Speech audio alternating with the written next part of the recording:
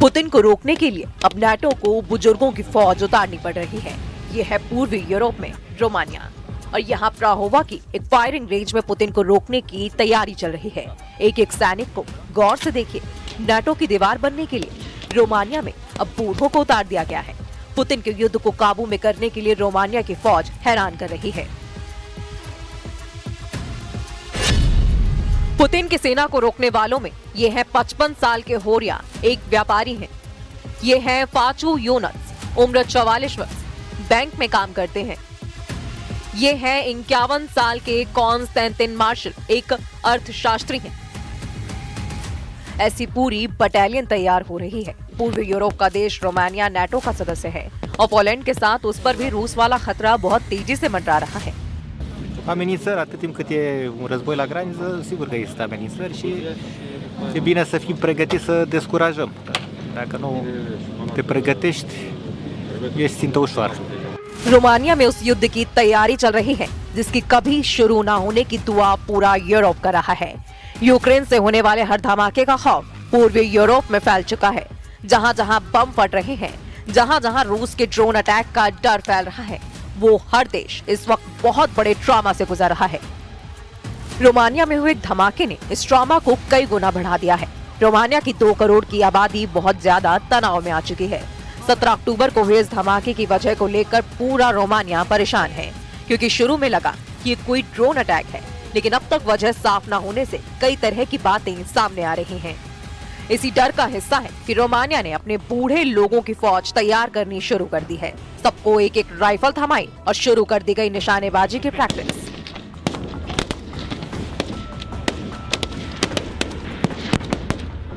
20 ceva de ani a fost ultima oară când am tras.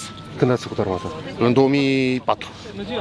Vremea lungă care a trecut de la ultimele conflagrații mondiale în care au fost implicate mai multe state, e posibil ca oamenii să mai uite cât de mult rău poate să producă un război. Sperăm să nu ne confruntăm cu așa. Romania ने 2007 में सैन्य service अनिवार्य करने वाला system 2007 में खत्म कर दिया था, लेकिन 18 साल के बाद अब पुतिन के गुस्से ने पूरे यूरोप का ब्लड प्रेशर संकट में पहुंचा दिया है। रूस और यूक्रेन युद्ध के खतरे ने यूरोप को कैसे डराया हुआ है, इसके कुछ आंकड़े आपको हैरान कर देंगे। पोलैंड ने अपनी रिजर्व फोर्स 5 लाख तक बढ़ाने का फैसला किया है। जर्मनी में अब रिजर्व फोर्स बढ़ाने के लिए 6 महीने की आर्मी ट्रेनिंग देने की तैयारी हो रही है। रिजर्व सैनिकों की तादाद 2 लाख तक की जा रही है। डेनमार्क में सबको 4 से 11 महीने की आर्मी ट्रेनिंग देने का प्लान है। इसमें महिलाएं भी शामिल होंगी। फिनलैंड में 9 लाख रिजर्व फोर्स है और ये यूरोप में सबसे तेजी से युद्ध की तैयारी करने के लिए जाना जाता है। नाटो देशों ने 2022 में मैड्रिड में हुई मीटिंग में तय किया था कि रिजर्व फोर्स बढ़ाई जाएगी। पिछले 3 सालों के दौरान नाटो के नेता बार बार मिलते रहे हैं, लेकिन पुतिन के आगे मजबूर नजर आ रहे हैं। पुतिन के खतरनाक हमलों ने इस मजबूरी को कई गुना बढ़ा दिया है। जमीन से आसमान तक नाटो ने अब पुतिन को रोकने के लिए एडी चोटी का जोर लगाना शुरू कर दिया है।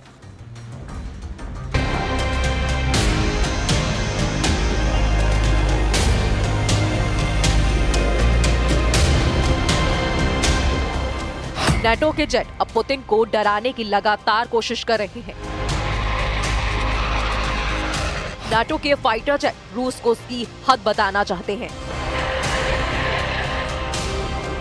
ये फाइटर जेट दावा कर रहे हैं कि नाटो के आसमान में पुतिन की घुसपैठ का मतलब होगा तीसरा विश्व युद्ध। नाटो सोच रहा है कि पुतिन घबरा जाएंगे। नाटो के दिल दिमाग पर सिर्फ और सिर्फ पुतिन को बैकफुट पर रखने का जुनून सवार है। लेकिन क्या इन पैंतरों से यूरोप की सरहद से दूर रहेंगे Putin?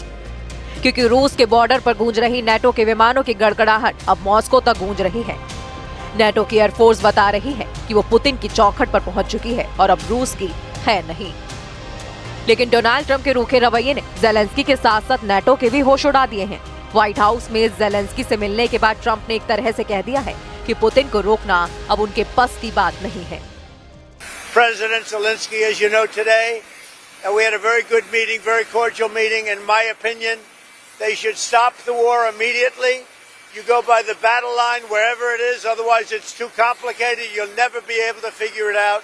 You stop at the battle line, and both sides should go home, go to their families, stop the killing, and that should be it. Stop right now at the battle line. I told that to President Zelensky. I told it to President Putin. Thank you very much. NATO ने Putin को डराने के लिए आक्रामक patrolling वाली उड़ान शुरू कर दी है और रूस के बॉर्डर के करीब घंटों उड़ान भरी जा रही है। आर्कटिक महासागर की तरफ से दक्षिण की तरफ बाल्टिक सागर और यूक्रेन की आखिरी सरहद तक विमानों से रूस को चैलेंज किया जा रहा है। ऐसे ही एक मिशन में 12 घंटे तक नाटो के विमानों ने रूस की जंग की तैयारियों की टोह ली है।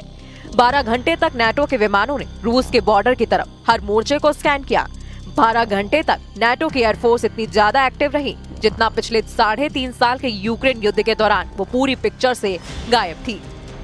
पुतिन के बॉर्डर के पास नाटो की वायुसेना का जुटना बड़ा मैसेज है। डोनाल्ड ट्रंप और उनके नाटो गुट के लीडर पुतिन को बताना चाहते हैं कि वो युद्ध के लिए तैयार हैं। लेकिन ऐसी टक्कर का नतीजा सिर्फ और सिर्फ रूस बनाम नाटो का युद्ध नहीं होगा, ये पूरी तरह से वर्ल्ड वॉर भड़काने वाला कदम है जिसे पुतिन माफ नहीं करेंगे। इस बात की गारंटी रूस बार बार यूरोप को दे रहा है। रूस पर नजर रखने के लिए बड़े टोही विमानों में RC-135 सर्विलांस जेट शामिल है। इसके अलावा P-8A भी शामिल है जो कि आर्कटिक महासागर के आसपास रूस की नौसेना पर निगरानी रख रहा है, जबकि RC-135 नाटो की पूर्वी सरहद पर रूस के कम्युनिकेशन और रेडार सिस्टम को ट्रैक कर रहा है। इन विमानों को एयर कवर देने के लिए नाटो के फाइटर जेट भी लगातार आसमान में मौजूद रहते हैं। ये वही लॉन्ग रेंज तक उड़ान भरते रहें और बिना उतरे हुए अपने मिशन को अंजाम दें, इसके लिए नाटो के टैंकर विमान भी लगातार यूरोप का चक्कर लगाते रहते हैं। इसमें कोई शक नहीं कि पुतिन की सेना ने 3.5 साल के युद्ध में सबसे खतरनाक अटैक की तैयारी शुरू कर दी है। रूस इस बार यूक्रेन पर नहीं बल्कि नाटो पर सबसे बड़े हमले के लिए खुद को आजमा रहा है, क्योंकि अमेरिका और नाटो ने भी रूस को दबाने में कोई कसर बाकी नहीं रखी है। ये मान लीजिए कि अक्टूबर की शुरुआत में पुतिन ने यूरोप पर जो हल्ला बोला है उसकी गूंज अब नवंबर में सुनाई देगी।